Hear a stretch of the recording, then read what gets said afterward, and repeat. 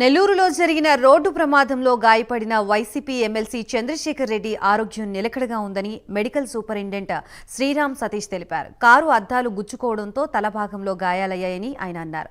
చంద్రశేఖర్ రెడ్డికి అన్ని పరీక్షలు నిర్వహించామని, మెదడు, ఛాతీ భాగంలో ఎలాంటి గాయాలు కాలేదన్నారు. ఆయనకి 2 వారాలు విశ్రాంతి అవసరమన్నారు.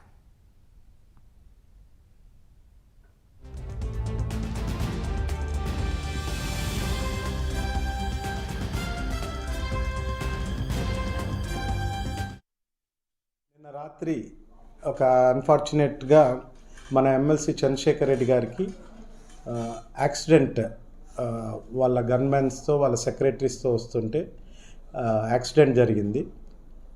అకార్డింగ్ టు పేషెంట్ పరంగా మనకి వచ్చిన హిస్టరీ ఏంది అంటే, ముందర లారీని తప్పించబోయి డివైడర్ను గుద్దుకొని 3-4 సార్లు కారు బోల్తా పడినట్టు అంటే వేగ్గా చెప్తున్నారు. అంటే ఎగ్జాక్ట్గా ఎవరికి సరిగ్గా గుర్తులేదు.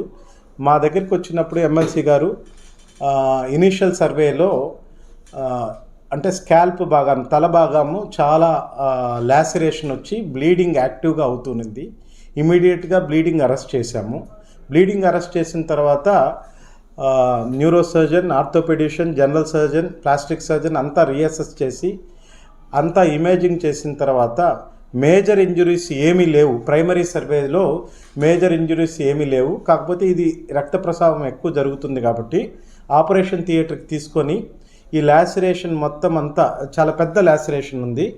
మొత్తం వూండ్ ఎక్స్ప్లోర్ చేసినాక చాలా డస్టు, గాజు పెంకులు, మోస్ట్లీ ఆ ముందర విండ్షీల్డ్ బ్రేక్ అయిపోయి ఆ గాజు పెంకులంతా తల బాగానే చేరుకున్నట్టుంది.